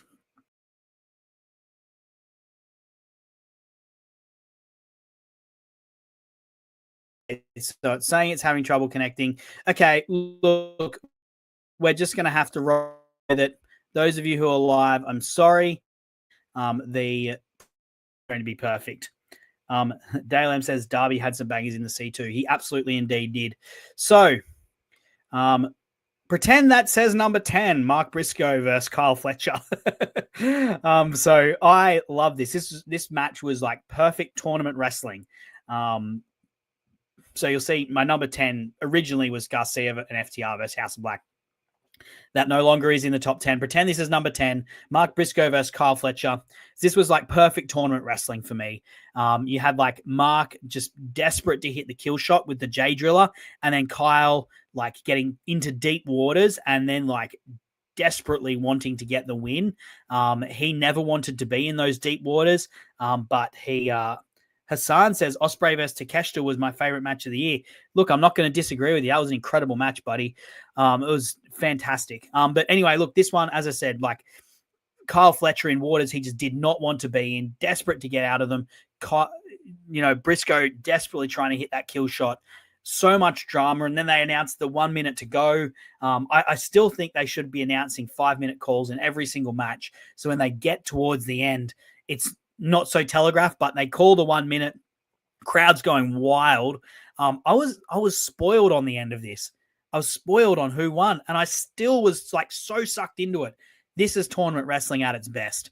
And Mark Briscoe, as I said, like he is the Tomohiro Ishii. He's going to be, if he's in it next year, it will like pretty much be official. This guy, he is the man that you want to watch in the C2. The blue Dale M, the blue Thunder Bomb is seared into my brain. Yeah, incredible. Like Kyle Fletcher just desperately wanting to get out. Cool. Continuing on. Pretend that says number 9. Will Ospreay versus Darby Allin. For many years, like those of us who had watched New Japan and those of us who became fans of AEW, and particularly when they actually went into partnership, wanted to see like, oh man, Darby Allin should go and wrestle Hiromu or go and do a best of Super Juniors. I think this is probably the best we're ever going to get. I don't know if he ever will go and do that. But this is so fast paced, like the counters, the speed of it, the swiftness, so slick, and the crowd like just so into it. This was, once again, like tournament wrestling. Oh, I don't know why we have things like the Death Riders when we can be doing this sort of stuff. Like, why don't we just present wrestling as a legit sport and treat it that way? And particularly at the top of the card, man, like this was so good. And just so easy to get lost in and so exciting. And it still wasn't like, it wasn't like they were not selling anything. It wasn't, like the sort of the stereotype shit indie sort of thing where, it's just a ballet display. Like you still feel, and that's one of the special things about Darby Allin. You always feel the struggle, and feel the weight of things. So this was number 9, Will Ospreay versus Darby Allin. Number 8, Eddie Kingston versus Bryan Danielson from Revolution. As I said, I'll be covering that at the end of January, at the end of this month, with Joseph Montesilio. So I don't want to go into too much depth, but there's just so much heart, so much fight in the match. It tells like such a great story of like Eddie overcoming himself, overcoming his inner doubts, and then being able to overcome and grit through Danielson's assault on his striking as a result. Like, Danielson goes so hard at Eddie's arm to cut off his striking, because the reason that he lost the semi-final to Eddie was because of the striking. And so he just targets Eddie's hand. But Eddie is able to grit through it and push through it and fire up and get the win with the powerbomb, because he's added more and more things. And then that, like, it really goes through, it really, like, flips Danielson's perception of Eddie. And as Danielson says in that post-match promo, like, I had to reassess my thoughts on you, because I realized that you have done the work that I thought you hadn't done. I should have given you the respect that you deserved long ago. And you can kind of see that in Danielson's frustration in the match with not being able to shut down Eddie, despite the fact that he's cut off his striking. You know, Danielson goes into it thinking, you beat me once, but that was a fluke. So fantastic. For more on that, as I said, 31st of, I think it's 31st. I'll double check the date. That it goes out. 29th of January, it'll be going out. Myself, you know, the YouTube series, Walking the King's Road, incredible YouTube series. He's also a really good writer, you know, well-known member of the sort of the diehard wrestling intelligentsia, and someone who's extensively followed Eddie and Danielson's career. So look out for that one. Continuing on, number 7, pretend that says number 7, Chris Statlander versus Willow Nightingale. This was such a cool match. The match that it reminded me of most when I watched it was Edge versus Mick Foley from WrestleMania 20, when they had that hardcore match that was WrestleMania 21. Oh my gosh, I'm forgetting which one it was. We all know the match I'm talking about, right? You know, where from the get-go, they're just dropping bombs. They don't have a lot of time. They're on a big card with a lot going on it. And so their modus operandi is they just, like, drop bombs from the get-go and escalate. And this match did just that. It was, we could see from the screenshot there that I've got on there, it's Willow Night. For those of you who are on the podcast, it's Willow Nightingale smashing light tubes over Chris Statlander's head. Like, this match was bloody and brutal on a night where there were a number of brutal matches, you know, namely at least Swerve Strickland and Adam Page.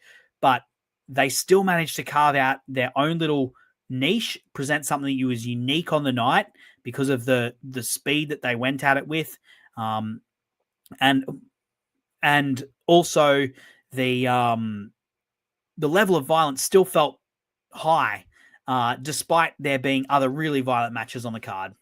So, yeah, as I said, reminded me of Edge versus Mick Foley from WrestleMania, and that's a really high compliment from me. Like, in the late 2000s, when I got into wrestling and started digging back in, those two guys were like two of my favorite wrestlers, and I still think both of them are wrestling geniuses in their own way, even if I've got my own thoughts about Edge's Adam Copeland in AEW. And whether they should be, how they should be pushing him, blah, blah, blah. You've heard it on 1,000 different podcasts. But me comparing it to that match, what I'm trying to say, me comparing it to that match is high praise. And that was my 7th favorite match of the year. We're then going to go to my 6th favorite match of the year, which I don't have a slide for because of the snafu that I said. But it's Will Ospreay versus Kazuchika Okada from World's End. So the final match of the C2, and this was like the closest thing to a G1 final that we've had in AEW. It was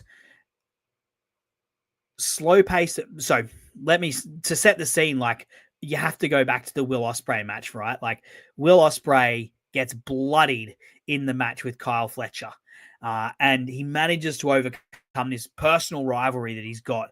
But he's beaten, bloodied, and then he has that backstage promo where you can see, like, he's not all right, but he's fired up. And when he gets in the camera and he's like, "Let's fucking go, bruv." So good. And then he stumbles out to the ring and you're like, Oh, you've beaten Okada twice, and both times you beat him, you had to use like interference and shit. Like you needed to use shenanigans. You think the night's going to be the night, and at times you may have thought it was going to be because the way that these guys went, like, I mean, it's Okada and Ospreay, right? Like this is two of the greatest wrestlers of this era, if not ever, and their partnership. They've had 10 matches. Like they know each other back to front.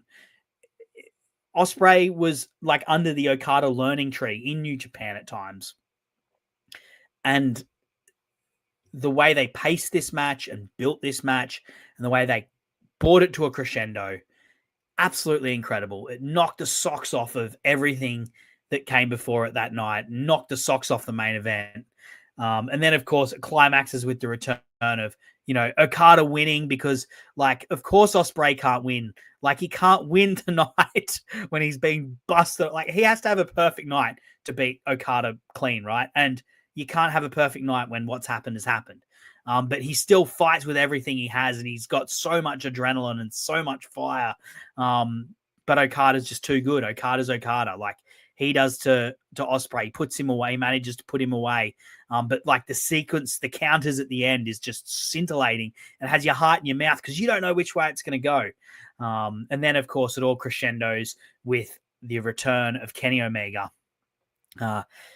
Just an incredible match. And I wish I had a slide for it there.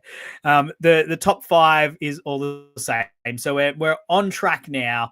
Number 5, Sting and Darby Allin versus the Young Bucks. My enduring memory of this is the way that the blood kind of just bloomed out of Darby Allin after he went through that glass. Man, you talk about real glass, like far out. Darby Allin may well have died in the ring that night. And like, I don't think any of us would have been super surprised given what happened to him when he went through that pane of glass. He nearly died for Sting's retirement. But beyond that, like the whole presentation, right? I wasn't a Sting fan at all, ever. I didn't watch wrestling in the 90s. I came to wrestling in 2008 in WWE. I dipped in and out of TNA, but never watched anything huge.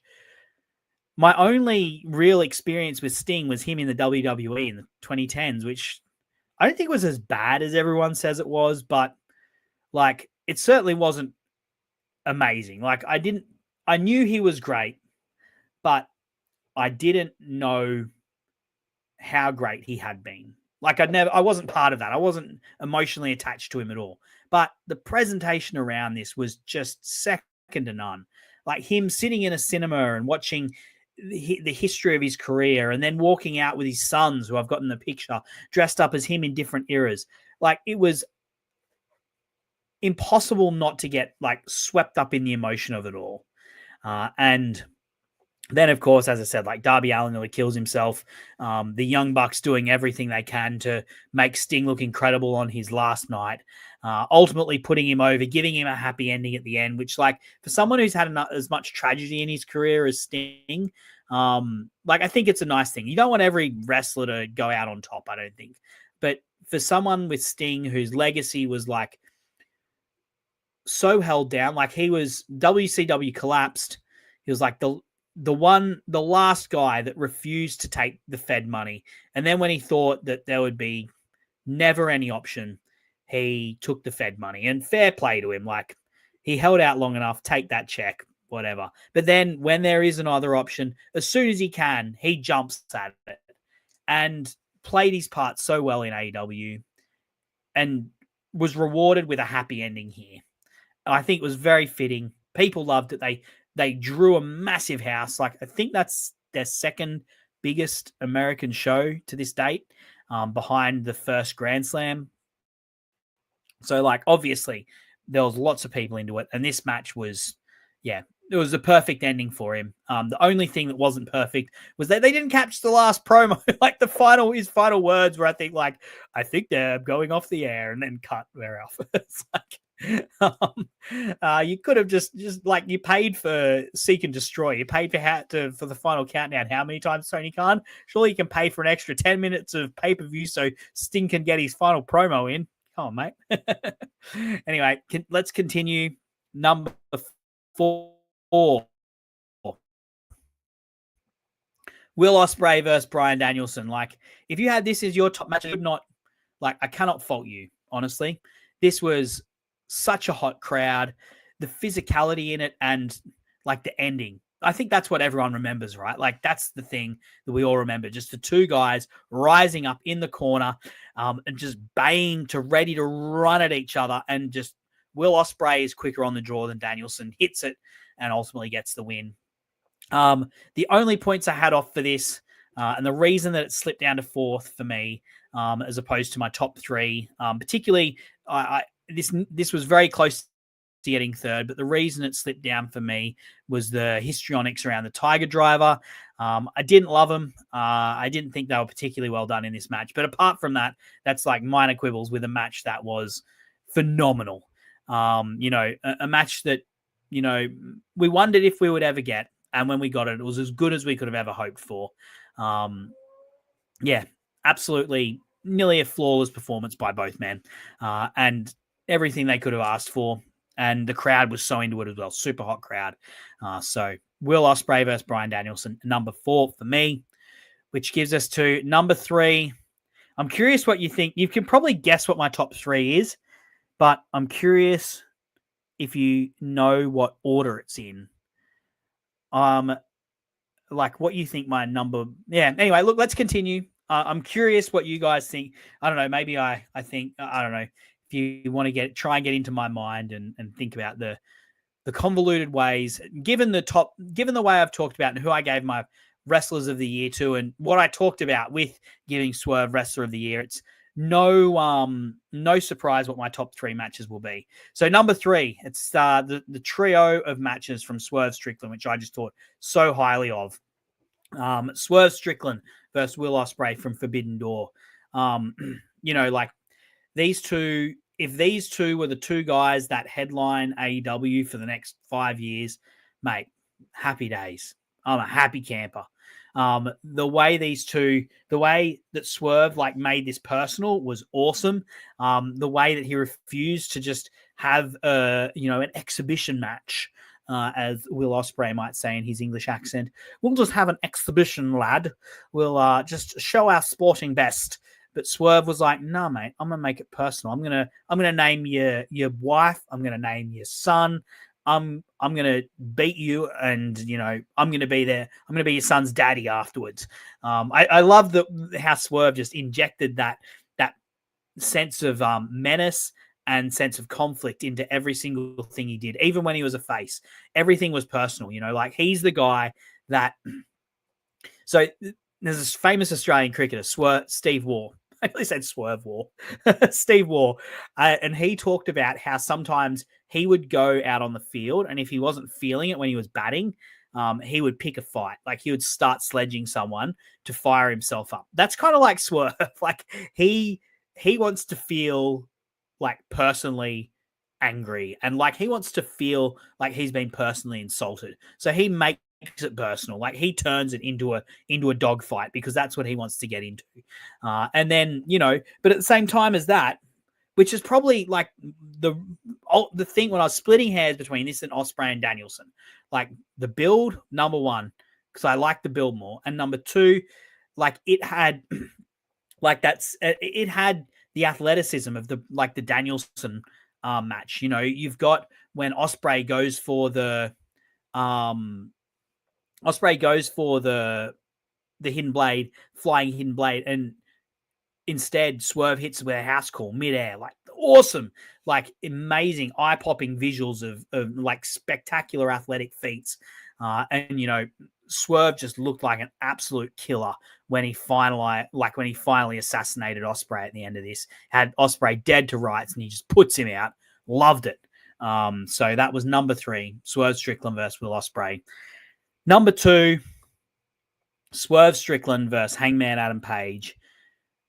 This match, it's so interesting to compare it to the Texas Death match they had. And I did. So myself and Lyric, one of my favorite episodes of the podcast I did this year was with Lyric Swinton, and we looked back at the Texas Death match that Swerve and Hangman Page had. And we did it very shortly after this match. we intentionally left it until after this match to record the podcast because we wanted to see what they did. And it was so interesting how like that was the Texas death match. They like sprinted at each other. Hangman Page like sprinted to the ring and could not get his hands on Swerve Strickland quickly enough.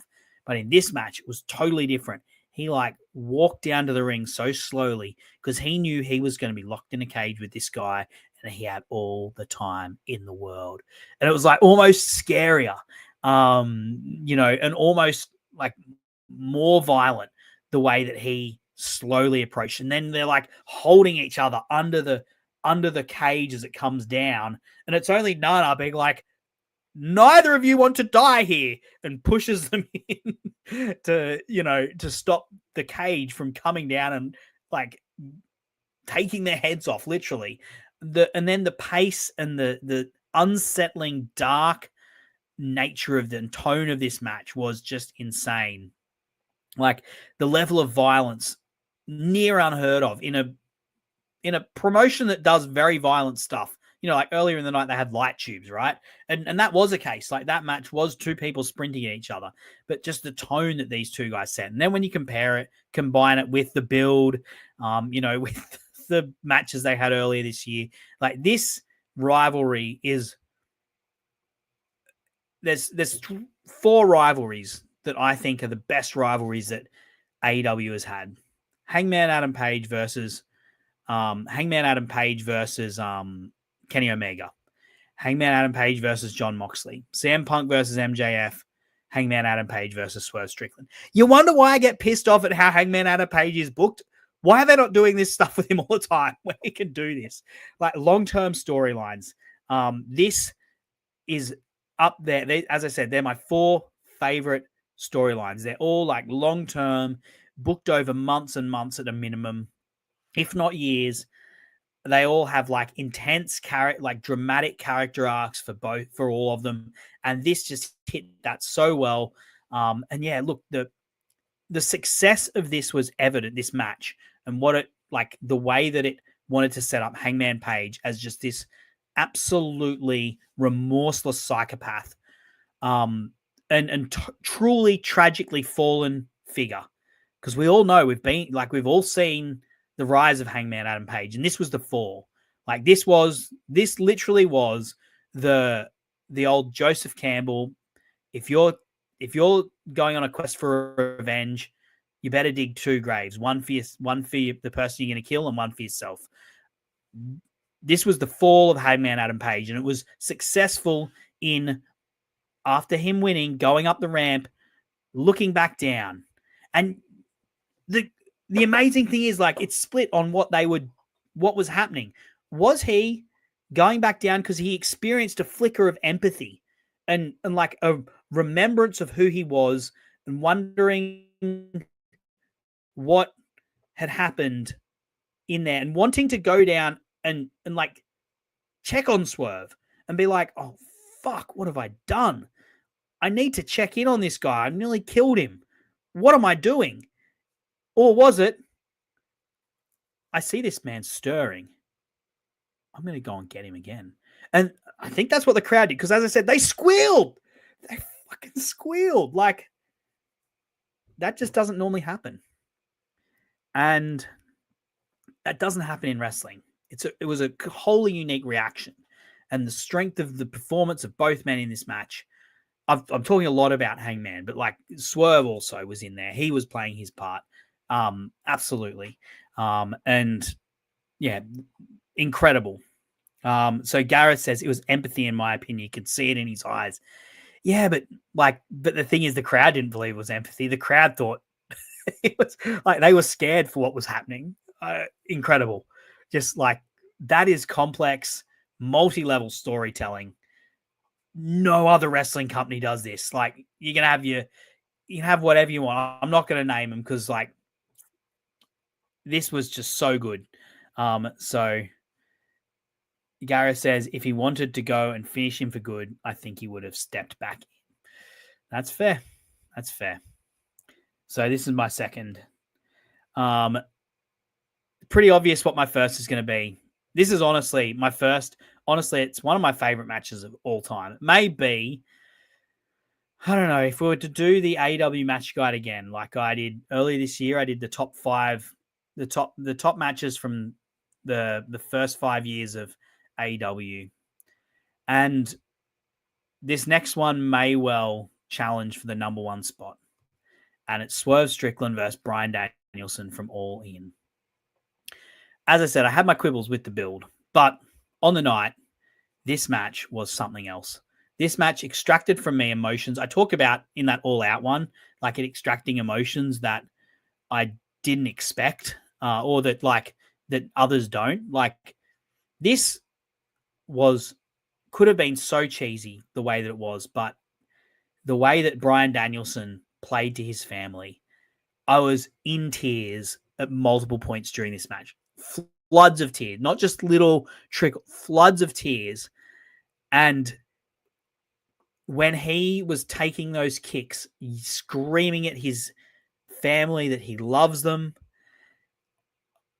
I've been emotionally affected by wrestling matches before, but never in that way. And not necessarily like saying like other matches have affected me in different ways and equally but in different ways. But that was a unique feeling for me in wrestling, like him expressing as a father his love for his kids and how that was spurring him on because he wanted to show them and he wanted to fight for them.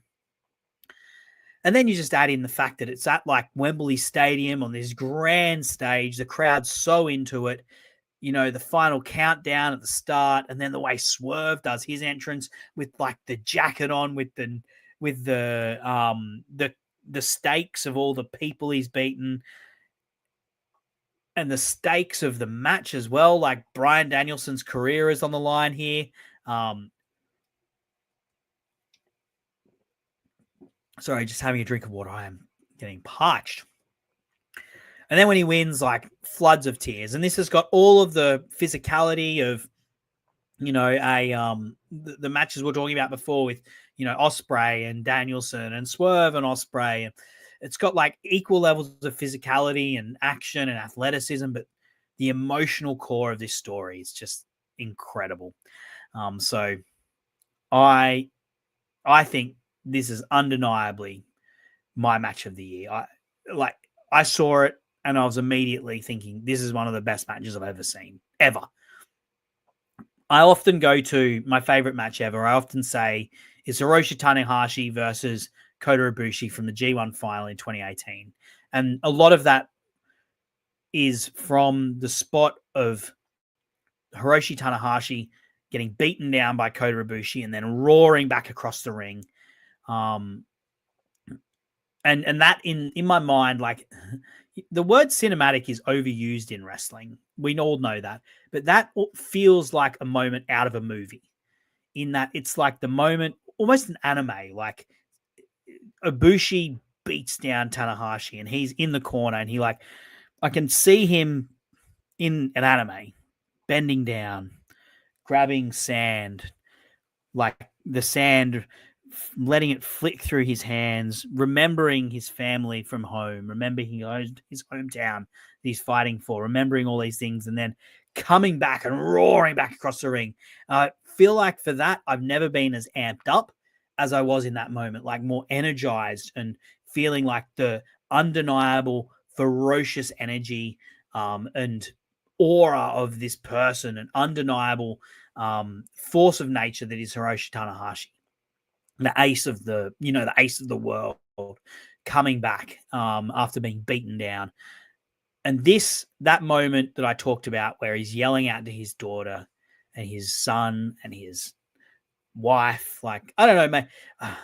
I feel like you don't need to even have a family, but I don't know. For me, it feels like I just couldn't. I after this match was finished, I just wanted to go and hug my wife. I wanted to go and hug my daughter, and I did. And like, I've never felt like the emotion, like the flood of not sadness but happiness, joy, love, all those things. Like wrestling, that match made me feel these emotions, and because of the story that it told, and because of the characters. And man, Swerve's performance in this match as well. Like, talked about that Danielson side of things, but Swerve, the way that he brushes the Busaiku knee off him, amazing. It's like, you have no power here. So yeah, look, I knew from the minute I saw this match, this was going to be my match of the year. It's like probably my match of the decade, right? Like, it's going to take some topping. Swerve Strickland versus Bryan Danielson, incredible match. I'm going to have another swig, and then we're going to wrap things up here.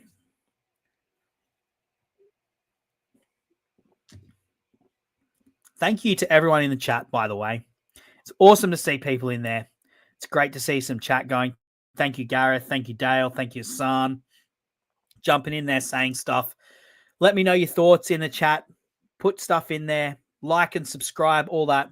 As I said, we're getting close to 1,000 subscribers here on the Social Suplex Podcast Network. It would be awesome if we could hit that 1,000 soon. So if you haven't subscribed, hit the subscribe. Hit the like. Gareth says, best AEW match ever.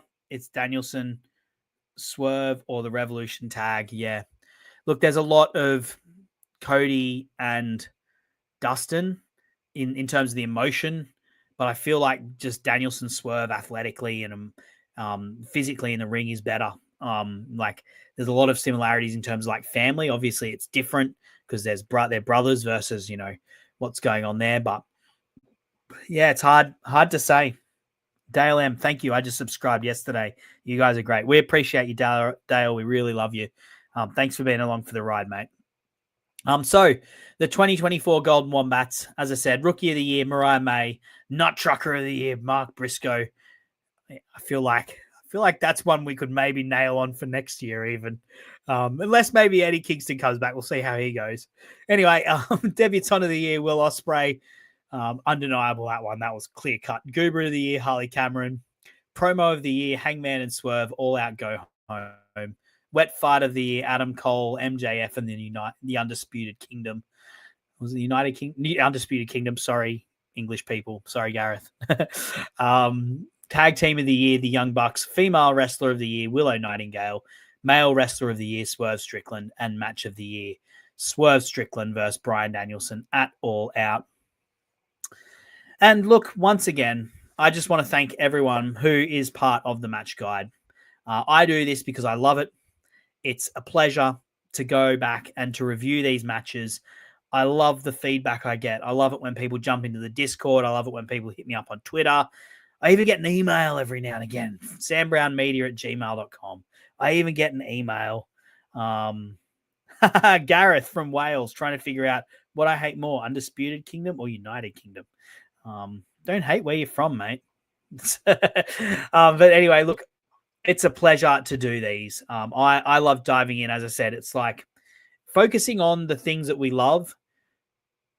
Of course, it's going to make us happier. Like, it's good. It's great for our fandom to focus on these things, and it's amazing to get to do it with the people that I do it with. As I said, like, I'm having Joseph Mentesilio on. I had Benno from Grapple Pod. Like, these are people that I really respect, and who I've listened to for years, and who are now coming on my podcast and stuff. In a fortnight's time, I've got Tunnel Talk coming on, and we're going to be talking about Arcade Anarchy. That is going to be a hoot, guys. Keep an eye out for that one in a fortnight's time on the 15th. It's going to be Arcade Anarchy with Tunnel Talk.